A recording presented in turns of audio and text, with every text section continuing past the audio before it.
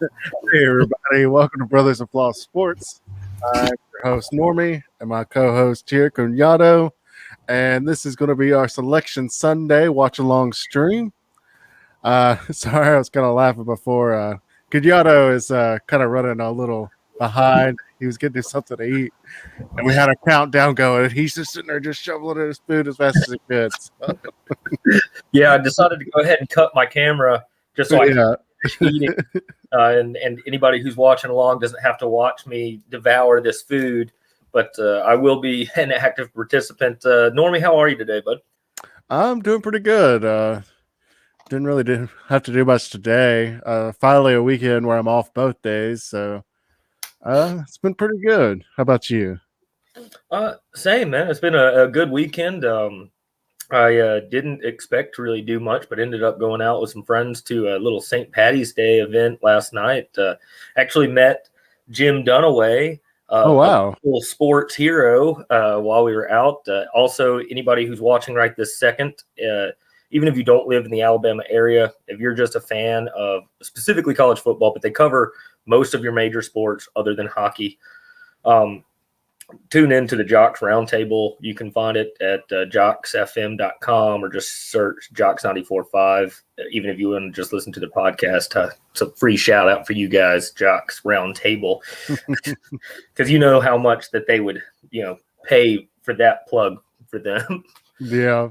No, they would pay a lot. I actually listen to the Jocks all the time. That's the only thing that's ever on in my car.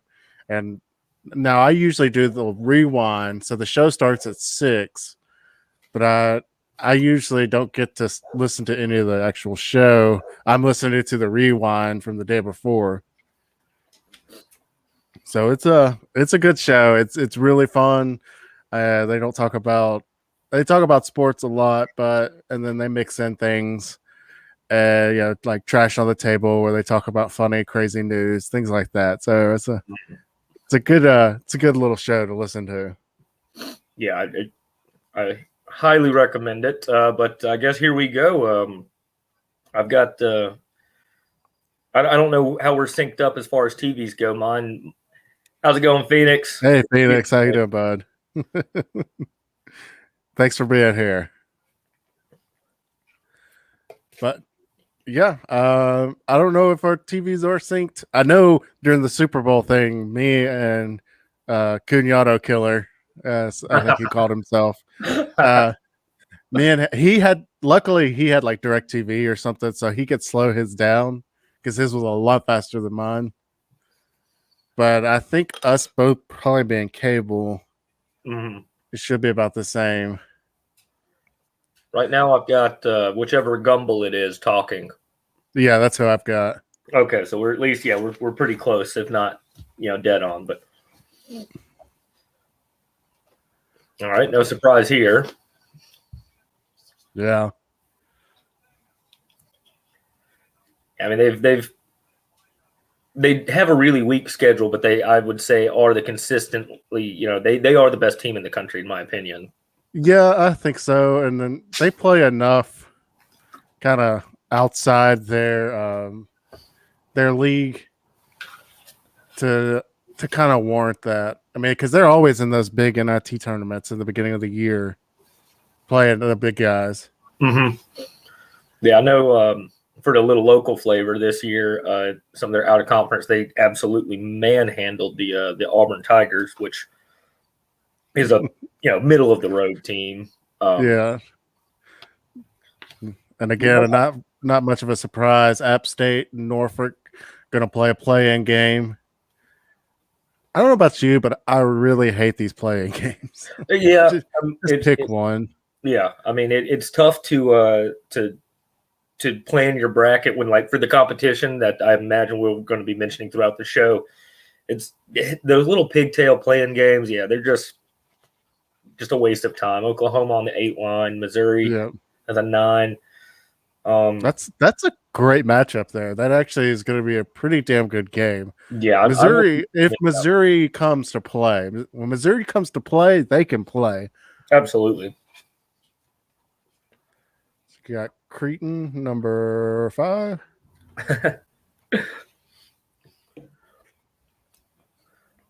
Okay, UC Santa Barbara. I don't really know anything about them, but they've got a 22-4 record. And then Crichton, I mean, they're consistently in the tournament, and I think that they consistently make it to the round of 32. I don't know how much noise they've made past that. Virginia, still your reigning champion right now, I guess, due to the cancellation last year. And let's see, Virginia at 4. And who do they play? We got the Bobcats in there. Ohio. Okay. Again, I know nothing about Ohio. All right, let's go to this West region. We've got USC. Another playing game with Wichita State and Drake. Yeah. I know that USC has been a pretty good team, but not great, a little inconsistent. I think they've got a couple of bad losses. Yeah. But I imagine projecting them moving past this round, probably make it 32. Kansas at number 3. Yeah, they got a 3 seed. You know, Kansas is a team that started off a little shaky. I know that me and you had mentioned that in one of our earlier web streams, but they really came on. And they're going to be a dangerous team. Their only thing is getting in the same region as Gonzaga. Yeah, for sure. I mean, this is the region where you do not want to be as a dangerous team because, okay, good for Bama right there. Thank goodness. Yeah. Iowa Hawkeyes get the 2 spot in this West region. I'll take it. And before that, we got Oregon at 7, VCU at 10, but then Iowa at number 2, and some Grand Canyon. Okay. I didn't know Grand Canyon University was a school. I imagine they have a really excellent view, or I could be way off. I don't know anything about It's in like Maine or something. Yeah. Grand Canyon University and Bangor, Maine.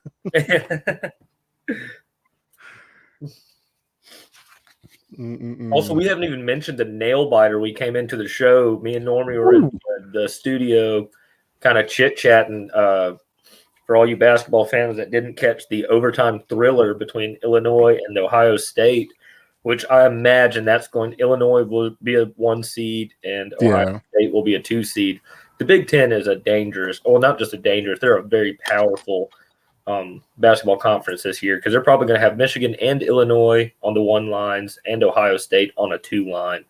I mean, that's a pretty good year. I mean, and they'll probably have the most teams in the tournament. Mm-hmm. But it was a damn good game. It didn't look like it to begin with. It was kind of boring to begin with. Illinois got up like 17 points, and then you thought, okay, this is going to be it. But Ohio State came back, pushed it to overtime, but weren't able to pull it off in overtime. Yeah, I had it tuned in on my car on the ride here. And, I tuned in just a little bit past halftime. And, Illinois had a commanding lead, and Ohio State just kept chipping away, and just made it a good game. So that's really exciting to come into a show like this, our live watch with something like that, just to get a feel for the madness that's about to start next week. Well, and that's not to mention the game before that. You had the SEC championship game, and that was a nail biter. Absolutely was. Man, that I didn't think they were going to pull it off. But damn, they did, and it was a good one. First SEC championship tournament since 91.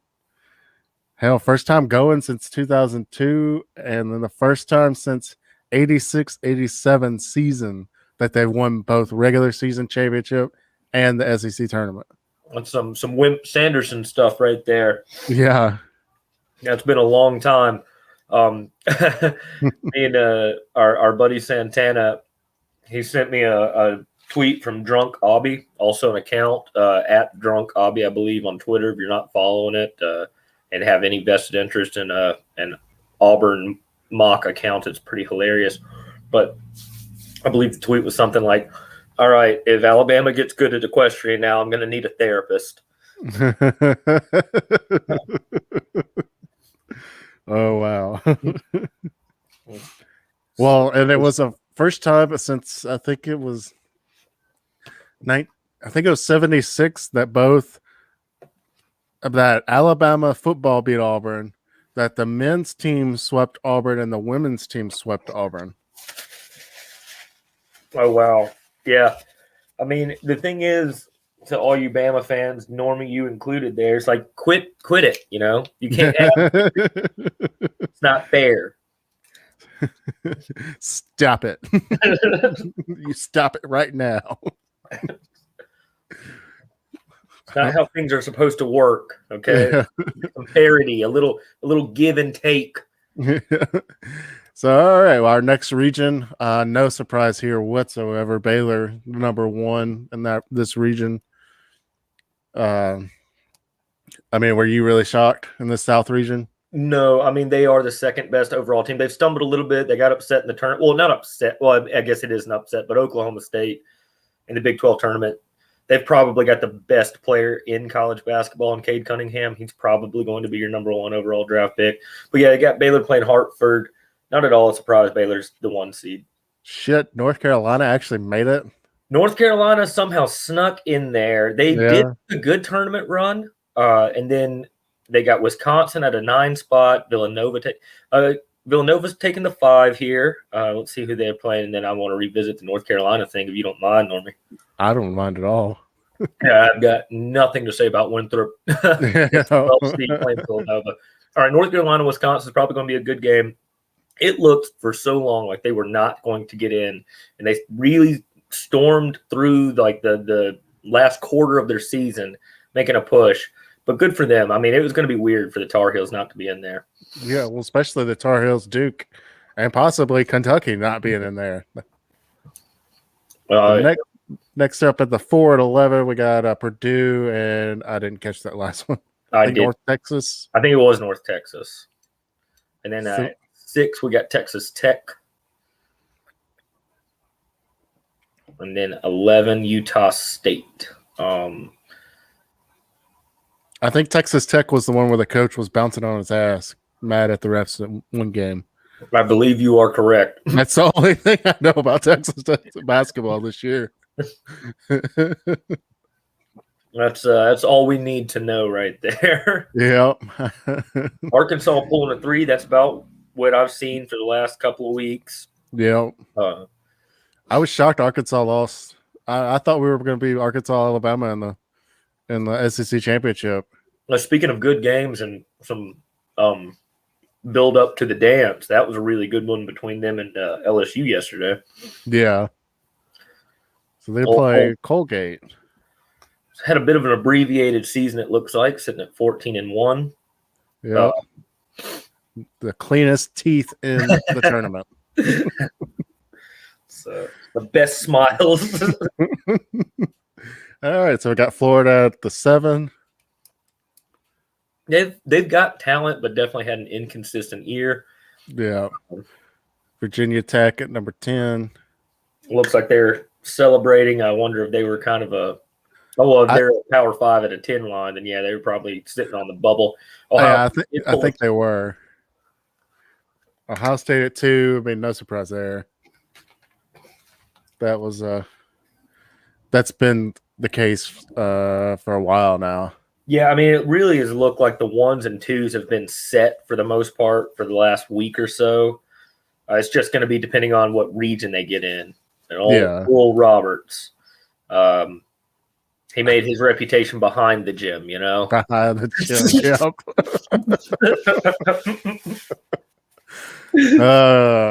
Gives a whole new meaning to sucking.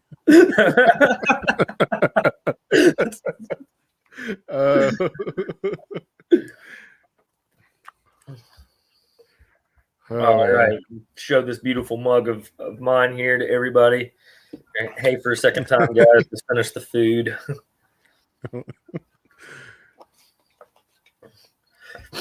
Oh man, but yeah, some good basketball already today, and it actually got me more pumped for this tournament. Because you go through the season and it's that long grind, and it's it's the long grind and it's not football, so it's like But then you get closer and closer to that NCAA tournament. You have the appetizer of the conference tournaments, and then finally we get into the main course here. Yeah, I mean, and you really already get some of the madness of March with the conference tournaments, and it makes the smaller conference tournaments watchable. Like teams that you generally wouldn't watch, but you watch the championship games of an A10 just to see who's going to get that automatic bid. Yeah. Well, even the team like UNA, who even if they would have won, wouldn't have made it in. Which is just some goofy bullshit to me as far as that. Like if they had won and they got damn close, they apparently had not had enough, what was it, D1 games or whatever qualifying games since they just moved up last year or something. It's something, or it's a waiting period. You have to be in the D1 for so many years. It's something stupid like that. I understand it if it was going from D1 to D2. Totally understand that. You need a couple of years to cycle through because you still probably will have some D1 talent, but you're dropping down to D2. Yeah, that would be a little unfair to bring D1 talent to D2 championships and stuff. But you're talking about a team up. Yeah. It's just, I think it's just that some of those just older asinine NCAA rules. I mean, it goes in along the lines of those rules, like with Bruce Pearl getting in trouble at Tennessee because he invites somebody to a barbecue at his house. Like, just nitpicky stuff. Yeah. And honestly, depending on who you are, sometimes with those rules, it'll depend on if you get, in trouble for them or not. Yeah. It's Oral Roberts ain't getting in trouble for shit. I can tell you that. So they like to keep Oral around, in case. He's definitely gonna take a knee and get over it. Yeah. All right. Looks like as expected, Illinois is getting that third overall 1 seed. Yep. It was going to be a toss-up, I imagine, between them and Michigan, who was going to be the third or the fourth overall. Midwest region we're talking about now. I think with the win in the conference championship that we just saw probably gave them the edge. Yeah. Playing 16 Drexel. Well, I think just them being in the championship already gave them that edge. That's true, yeah. Because Michigan got bounced. Yeah. Yeah, Drexel know nothing about. Loyola Chicago. Man, those guys they get in so many tournaments. And was it them that made that run 2 or 3 years ago? And actually got to I don't know if it was an Elite Eight or I know it was a pretty deep run though. I mean, they made it to the second, maybe even third weekend. I think they got to the Elite Eight as an 11 or 12 seed. I think you're right. They got Georgia Tech, the Ramblin' Wreck, old Yellow Jackets. I think they're going to be a dangerous team. Yep.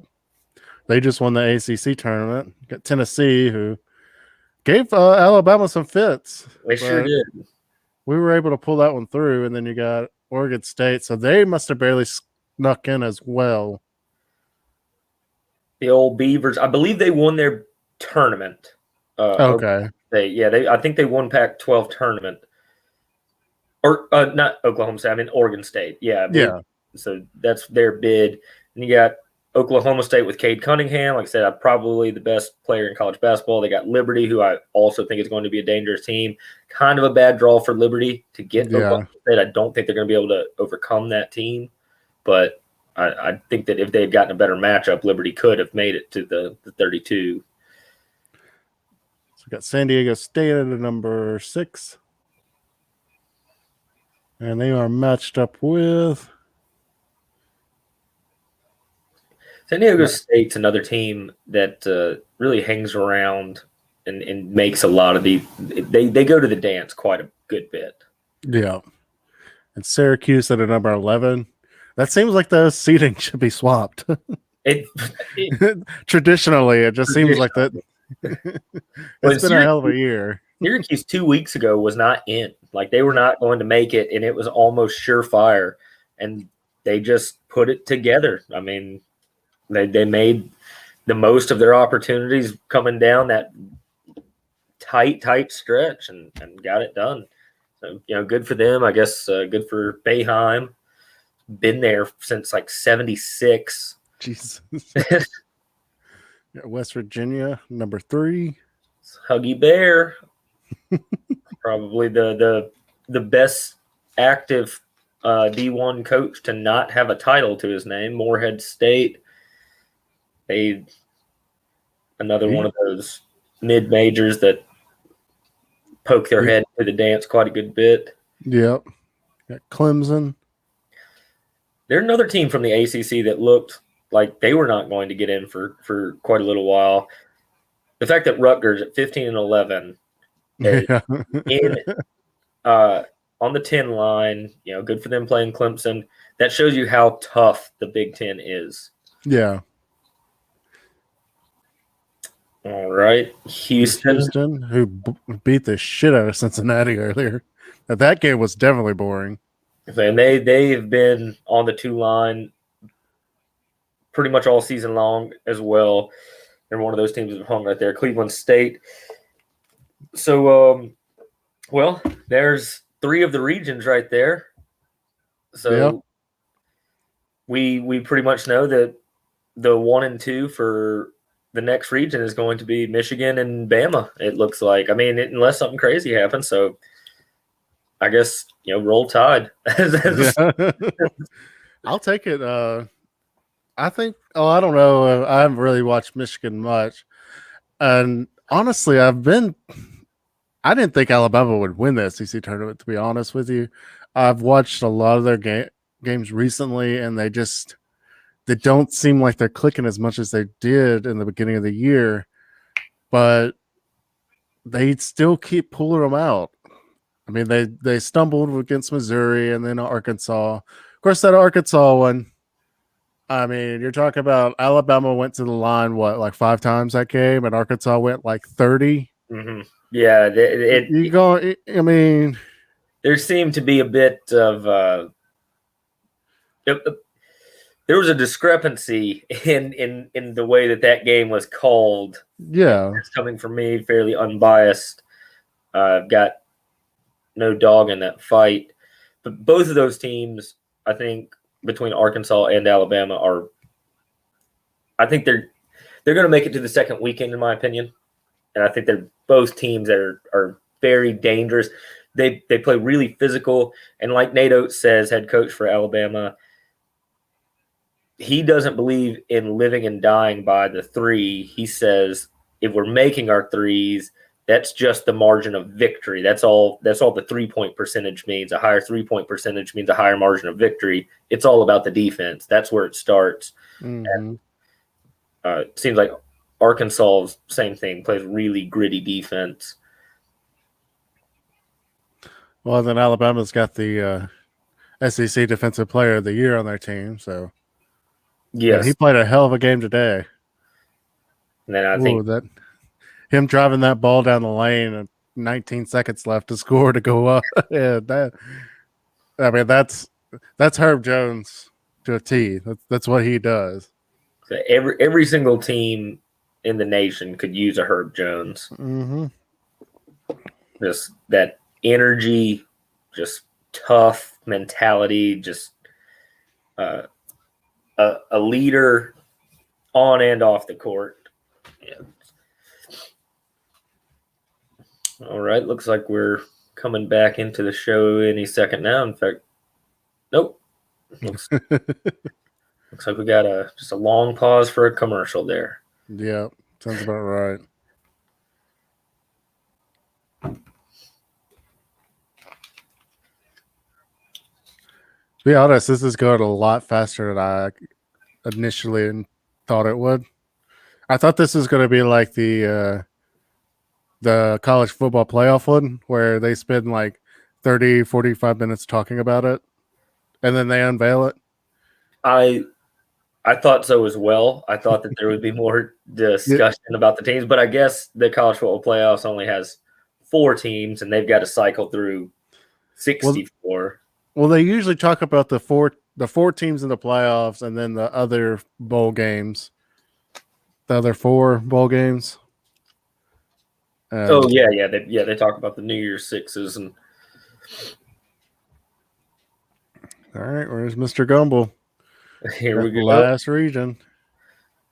Of course, like it's been said, Michigan, and probably having to do with the fact that Illinois made it to the championship of the Big Ten, and Michigan didn't. It's probably why that they're in the East region. Well, and it looked for the longest time like there was 3 teams. For the longest time it was just 2. It was Baylor and Gonzaga. They were the 2 best in the nation. And then Michigan had a long layoff with COVID, a long delay. They came back and didn't look great, but they kept getting better and better and better. And it looked like it was Gonzaga and Baylor, and then drop off, and then Michigan, and then drop off, and then everybody else. But Michigan stumbled a little bit. Illinois just kept getting hotter and hotter. So and it looks like they've got Mount St. Mary's, Texas Southern, whatever, one of those dumbass playing games. LSU on the 8 line. Yeah. I mean, after the performance they put in the SEC tournament, had the SEC tournament been played yesterday or the championship been played yesterday, they might be up a little higher. Could be. I mean, yeah, the way that the committee has to do it is have some structure, obviously, to their brackets and have like a bunch of contingency brackets. They've got to be ready to go because a lot of these games. Well, we had finished right before they dropped the brackets. So I imagine that LSU, if everything hadn't been already pre-written for the most part, could have made it maybe to a 7 with their play in the SEC tournament. Playing the Bonnies, St. Bonaventure Bonnies. Yeah. Then we've got Colorado at 5, playing 12-seeded Georgetown. I know that Georgetown is consistently in. I haven't heard or watched any of them. I don't know anything about them, but I know Colorado shoots an incredible rate from the free throw line. And if I don't know the altitude in Indianapolis where they'll be playing the tournament, but I know Colorado at home is incredibly deadly in the altitude. So yeah, we got Florida State at the 4. And then UNC Greensboro playing them on the 13 line. Yep. So Florida State won the regular season ACC, right? Mm-hmm. And then Georgia Tech beat them in the ACC championship. All right. Yeah, in the tournament. Yeah, BYU on the 6. BYU is the only team that from the that's they're in the same conference, I believe, basketball-wise with Gonzaga, and I think all 2 or 3 times they played them this year. I think they played them in the championship game as well this weekend, or not this weekend, this week, and they play them tough. So I think they're going to be a tough out as well moving forward. I think they're a pretty deadly 6 seed. And I think we got the last 2 in as far as at-larges. Be Michigan, UCLA. Or Michigan State, UCLA? This have to be the 2 at-larges in. Yes. Yeah, I believe that's it. We got Texas, who won the Big 12 tournament. And then Abilene Christian. I don't even know what conference Abilene plays in. But, yeah, Texas is one of those teams that they spent a lot of time on different bracketology throughout the year on that 2 line, and I guess tripped up a little bit. Or Well, they had some COVID issues. I know there was a lot of games where a lot of their starters didn't play, oh, okay, and they would yeah, have like a team of like 6 or 7 playing. All right, so Alabama's number 2. pretty expected right there Yep. in the East region. Before that, UConn was 7, Maryland 10. Oh, and they got Iona. Those Ionians. Those I have Ionians. I have no clue what the mascot for Iona is. Iona Ions.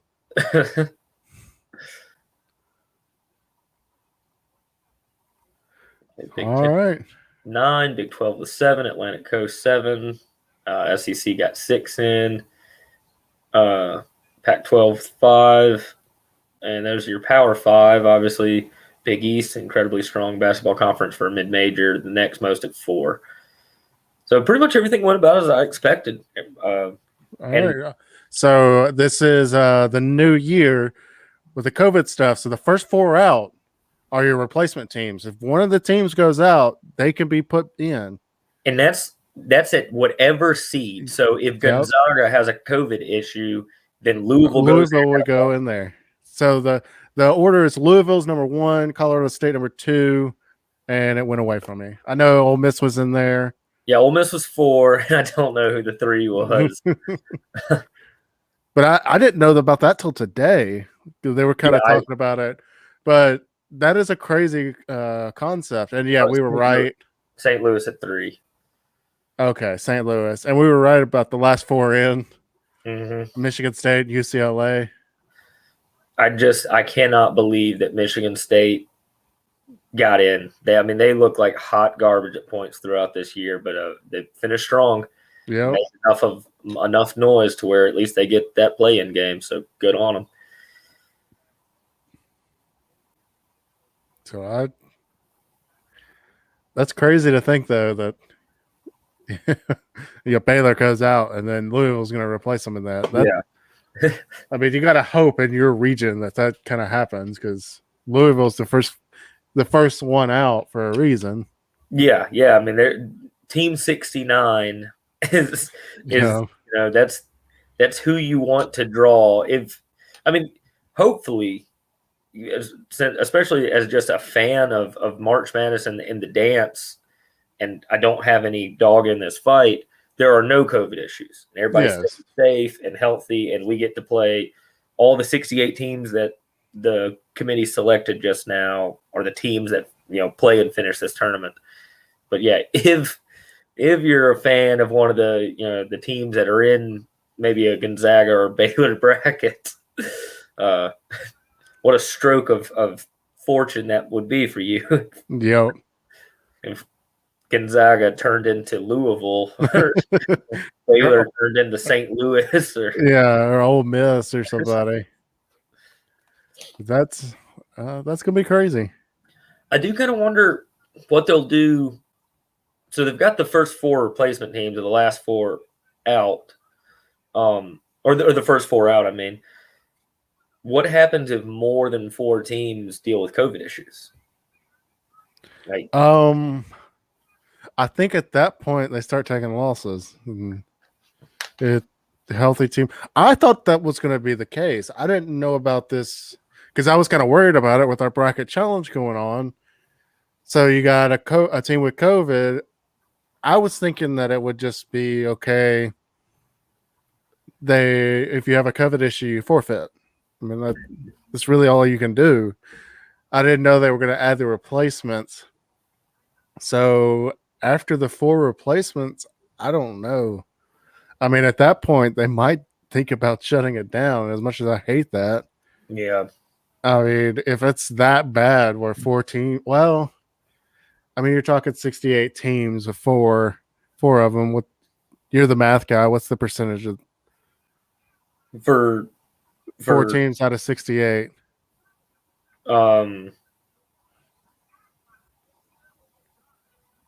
It's I don't know, man. I'm sorry. My You're brain killing me. on me. So that's 6%. Yeah, okay. So that would be 6% of your teams that went out. I don't know if that would be enough to just go ahead and cancel everything, especially after last year. They lost a lot of money last year. Yeah, I mean, this is the NCAA's cash cow. They're going to do everything humanly possible to get this tournament done. I mean, this is where they make their money because the college football playoffs and most of college football keep their money in the conferences themselves and have taken most everything other than letting the NCAA be the police. And even that seems to be tenuous at best right now. Yeah, you don't do that anymore, okay? You don't. That it wouldn't surprise me if here in the next 10 years, maybe less, give or take, especially with everything that happened with the COVID, it kind of proved that especially the Power Five call whatever shots they want and then just give the NCAA the finger. Yeah. Like, and I'm sure if they pulled completely out, football is the moneymaker. I mean, that's the second biggest sport in America is college football, second to the NFL. Most basketball programs break even or lose money unless you're a blue blood, but there's only so many of those. Yeah. For the most part, in Power Five conferences. So, yeah, if the NCAA ever really tried to flex or maybe didn't do things that the Power Five didn't like, I could definitely see them creating their own league and just removing the NCAA. So, I think that the NCAA knows that they're on unlevel footing, so they're going to do everything to get this tournament done. And like you said, not to mention all the money they lost. Exactly. I mean, that is a lot of money that they lost last year. And again, I would think after the 4 teams, I mean, and the testing wise too, before you even show up, you have to have 7 in a row test of negative for COVID. Mm-hmm. And the PCR test, not this quick, 15-minute one. 7 PCR tests in a row before you can go into Indianapolis. It's going to be a very tough ask of these college kids to be dedicated enough to make this work. But what I'll give all college athletes from any sport, top to bottom, kind of spearheaded by football, is that these players are proving for the most part that they are dedicated to playing. They want to play, even if they might not be a favorite to win or even go to the NCAA tournament. Most of these teams, vast majority of these teams and players are taking the proper precautions and they want to get out on the court or the field or in the pool or on the track, whatever. But yeah, they're going to have to stay dedicated and stay diligent to get this thing completed. Yeah, it's going to be a struggle, and it's going to be interesting to see how it unfolds. Especially if there is one team that goes out. I think that's when it gets really interesting. Because also too, that's something we probably need to talk about afterwards as far as a bracket thing. And go ahead and set that rule down. I mean, I guess at this point, I mean, you just gotta whatever team that leaves that seed and whoever's replaced, that's the team. Yeah, I would think so. Like that's just that the replacement team becomes that team moving forward. So if we'll use a high seed, so we'll use one of the ones, say Baylor gets replaced by Louisville, and you had Baylor going into the Final Four. Well, now you're a Louisville fan. Yeah. All right. Come on, Cardinals. Yeah. Don't do what the football team does. Oh man. But So we talked about who's in. Let's talk about who's out. Duke was not up there. And no Duke, No no Kentucky. Kentucky. Those are huge, just massive bet. I mean, who would you say the biggest basketball programs, the most blue blood programs are right now in college basketball? I mean, based on all of their history and also continued sustained success to where we're at right now. I mean, obviously Duke would probably be number one, and then you would probably argue Kentucky and North Carolina as far as 2 and 3 right there. Yep. And then maybe a Kansas or even Gonzaga. I mean, Gonzaga more for their regular season success, not much for their postseason, but they're usually there in a high seed a lot. Yeah, they haven't been able to get over the hump. It kind of looked like last year might have been their year. So we'll see. I mean, they got another shot at it, get to take another bite of the apple this year. So we'll see. But yeah, I agree. I think that Kansas, just based on their overall program history, is probably number 4, even though they haven't made a ton of noise that I can think of in recent memory, but they're always good. They're always present. They very rarely miss the dance, but to have Duke and Kentucky not in the same year is just mind-boggling. Well, just even looking back, I mean, not even having Kentucky in the SEC tournament championship. Yeah, I mean, like that is crazy enough. But now they're not even going to make it to the NCAA tournament. I mean, are they going to even make it to the NIT? And if they do, are they going to go? Yeah, I was about to say, if they get invited to either of the, I mean, that would be, would it be beneath them? I mean, do you think that Coach Calipari and Coach Krzyzewski are just like, no, we'll just go home? That's well, Duke-wise, I don't think it benefits Kentucky at all. Kentucky has a new team every year anyway. You're not building anything for next year. I mean, your team's pretty much done. You reload next year like you always do. Duke, on the other hand, they usually do have players that stay at least a couple years. So it may be more beneficial for them. But like you said, I don't see Coach K going. I say washing his hands of this year and go ahead and start prepare for next year. Yeah, I agree. Plus, Coach K has been very outspoken about he doesn't even know if we should have been playing basketball this year. And from everything I've heard, everything I've heard, he is pretty terrified of the virus, like legitimately scared to death of it. Given his age, makes sense. I mean,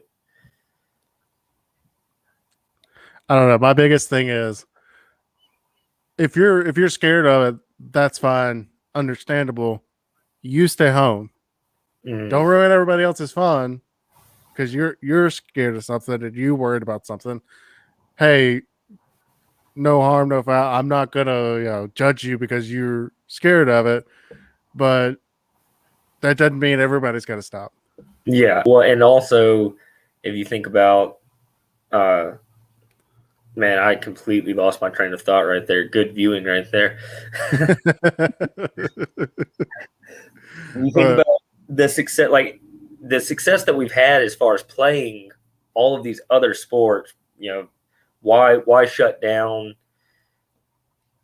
one of the biggest programs in college basketball in Duke and Coach K? And also, would he have been saying that? Would he have been singing that tune if Duke was as good as 23-0? Yeah. If they were the number 1 seed in the entire tournament, would he been singing that tune? Well, that's what Nate Oates pretty much said when I think it was like middle of the year or close to the beginning of the year, and Coach K had said something about they didn't need to be playing, and of course Nate Oates said if he was undefeated right now, he wouldn't be saying that. No. All Nate Oates did was ask the reporter who's asking him the question. It's like, well, do you think that he would be saying that if they were undefeated right now? He's like, no. He's like, okay, all right. That's I didn't say it. I was just asking. And I think he still apologized for it later. Yeah. Good on him, I guess. Don't ruffle too many feathers. But I also really appreciate his honesty. Yeah. I mean, I think it's the same thing. I don't think he would be saying anything. And again, why does everybody else have to stop? I mean, I'm sure your assistant coach would love to go out there and coach. I mean, that's fine. I don't understand it. But that's the way she goes. That's the way she goes, no doubt about it.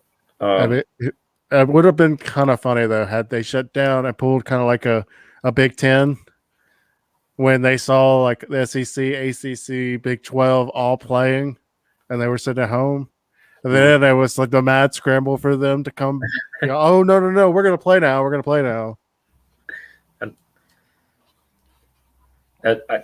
I think the Big Ten came out looking so bad on the other end of that nobody wanted to even touch that once basketball season got here. Mm-hmm. All right, guys. The Big Ten and the Pac-12 look foolish. They looked very, very foolish with their knee-jerk reaction and their strong arm attempt to dictate how everybody else should do their thing. And then once everybody else is like, no, we're going to do our own thing. And then they get forced back into, whoa, we've changed our mind. We do. Yeah. We're only going to do this. Of course, Pac-12, I mean, honestly, were there any teams that were going to even be competitive? I mean, you're talking about your third place team won your conference championship. Yeah. I mean, Pac-12, as far as really even in basketball, they haven't had a team that's threatened in basketball even in a while, but especially in football, they're a joke of a conference right now. Yeah. It's really a Power 4 plus one. I mean, the Power 4.5. Yeah. I don't. But the Big Ten, I think that was a huge thing, because I mean, as much as I hate to admit it, and as much as I don't like the Big Ten, they probably are the most. The biggest conference. I think they're the popular conference. I mean, I love the SEC. I do think the SEC is better, but popularity wise, I do think the Big Ten is bigger and more popular than the SEC.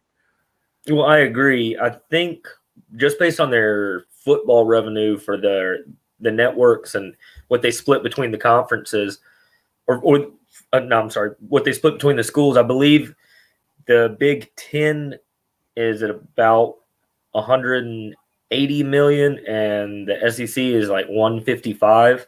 Mm-hmm.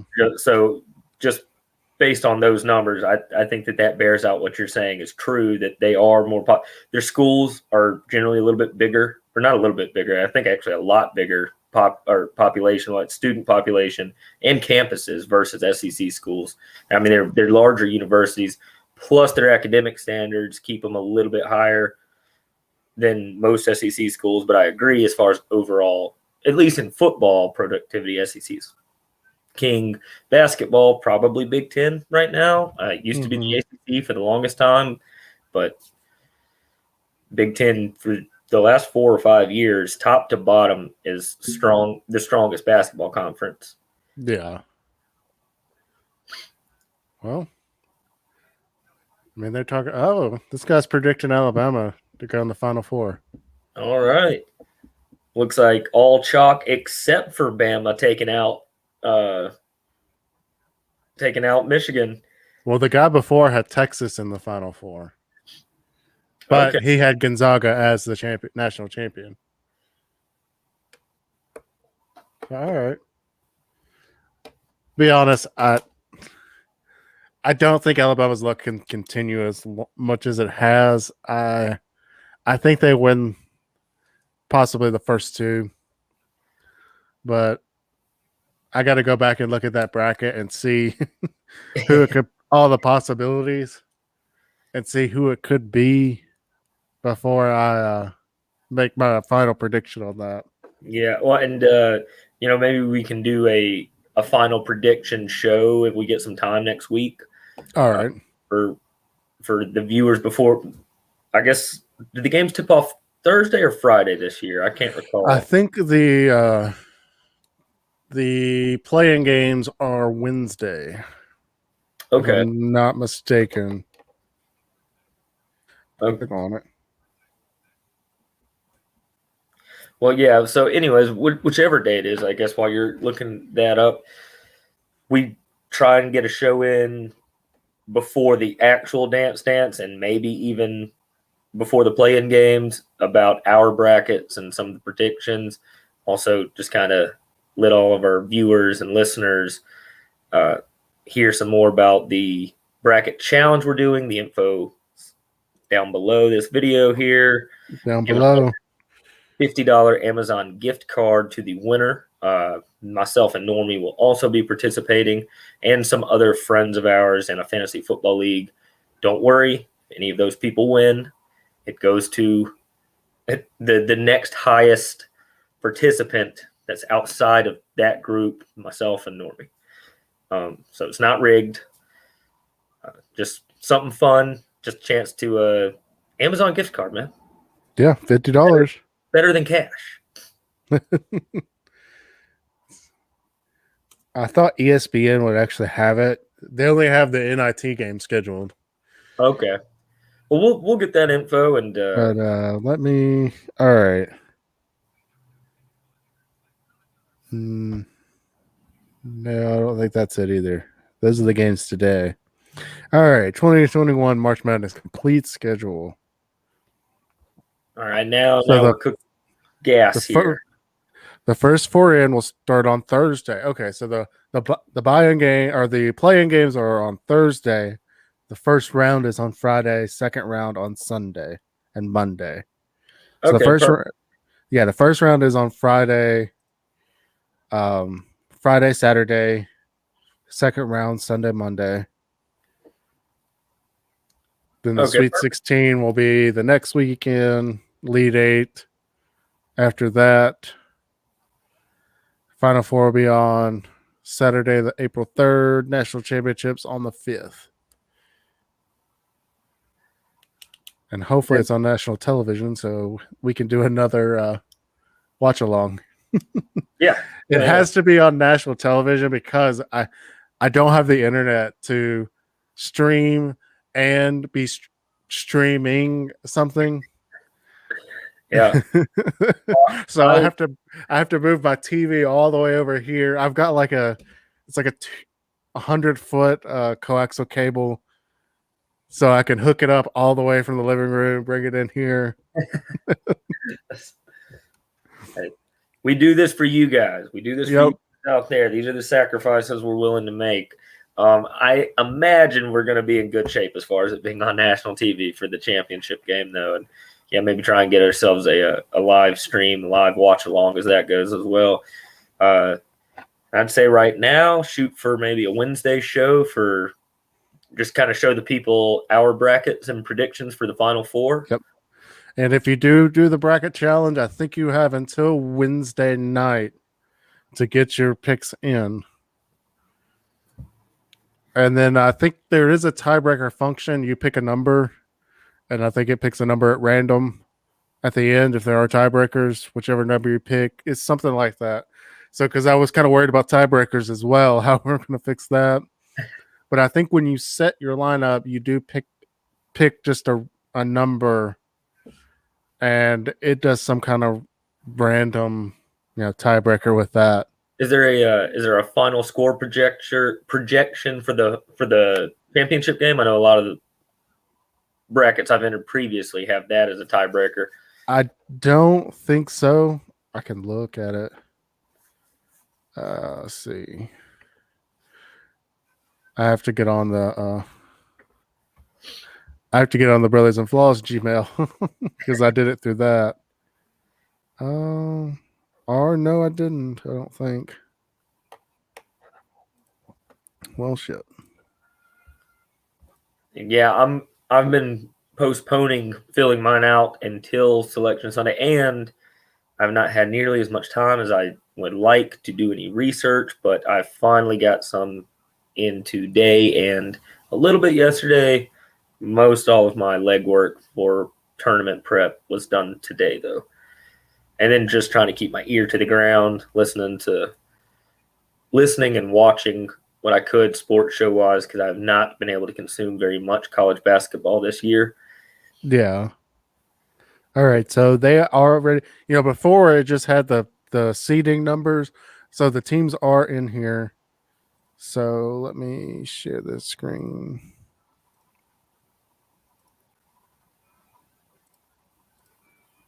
So here are the so you can pick whichever one. Hey, you can even pick old Oral down there. There is no score, but let's see, tiebreaker right here. So this will be the tiebreaker. Okay, The total points in championship game. Okay. Okay. All right. So that is the tiebreaker. Perfect. I know nothing about the scoring method. This is the first bracket challenge I've ever done, and I set it up. So if it's not like normal, I do apologize. Be gentle. It is my first time. It looks fairly standard from the ones that I've done. I've done actually quite a few bracket challenges because a lot of them have, $1 billion reward to anybody who could do a perfect bracket, which has never been done. Yeah. It seems to pretty much everybody tops out at about a 75 or 80% ceiling in these. Looks like Normie's going ahead and set up his dream bracket here. Yeah, I was actually speaking of getting our brackets done and the odds of a perfect bracket. If you do it everything by 50-50 odds, which isn't really realistic, it's 1 in 9.2 quintillion odds to project a perfect bracket. Wow. Then if you just went chalk, if you just went higher seeds all the way down, it's 1 in 46 billion. And then there's some more, takes in a little bit of the expert, which is hard to quantify, but I've seen somebody try and do that. It's like somebody who really knows what they're doing, analyst and the odds makers, people who set lines and gamble for a living. If they were to do one, it's still 1 in 25 million kind of thing. That's not easy. No, it's not. Especially this year with the possible replacements. I mean, you got to throw that wrench into it as well. Oh yeah, that is something you cannot control if a team is going to get COVID or not. No, not at all. I mean, fingers crossed. Once again, just fingers crossed. Everything goes smoothly without a hitch. And thank you, student athletes who have because that's got to be hell. It's like, okay, yeah. You get to practice, you get to play a game, and then you get to just get bubbled back into your hotel room and barely even really get to contact your teammates and stuff. Like, that's how isolated these guys have to be. Like, well, I guess I'll watch TV or read a book or play a video game and not contact anybody, like no contact with the outside world. Yeah. I mean, if you are listening and you are on one of those teams, there's these things called comic books, and they're really entertaining. Absolutely. Get a bunch of those, you'll be fine. Absolutely. That's what I'd do with that, or get a couple mangas. I mean, you'd be good. And watch some hockey on ESPN Plus. I mean, hey, go check out previous episodes of this show. They're up on the channel. Mm-hmm. All righty. We've been going about an hour. Even though our little show only lasted about 20 something minutes. I told my wife, I was like, I think it's going to be about an hour and a half, 2 hours. Like, it seems like I'm so used to the college football one where they they'll pick number 1 and then they'll talk about it for 15 minutes, and then they'll pick number 2 and then they'll talk about it for 15 minutes. Yeah, they've really got this thing down to an efficient art, which I guess that's good. I've got some stuff I need to do here at the house. Yep, and Mrs. Normie needs her computer back so she can do some studying. Just see it works out. But thanks to everybody who joined us today. It was a lot of fun. And like I said, I guess shooting for a show Wednesday. Me and Normie. That sounds good. Wednesday, let's say 6. Yeah, 6 works. Wednesday, 6 Central Standard Time. Yeah, Central Standard Time, so 7 Eastern. It's got 5 Mountain, 4 Pacific. But anyway, thanks for showing up. Be sure to hit that thumbs up button. Hit that red subscribe button. Subscribe. The subscribe button is red. Click it. Also, down below the description, the bracket challenge. Watch that video. Tell you everything you need to know about how to get into the our bracket challenge. And the winner gets a $50 Amazon gift card. Both of us will be doing it. But if one of us wins, it goes to the next person. And it's not going to be a bait and switch kind of thing. Whoever, a viewer or somebody, a subscriber, will win the $50 gift card. And yeah, we'll see y'all Wednesday at 6 o'clock. Have a good one.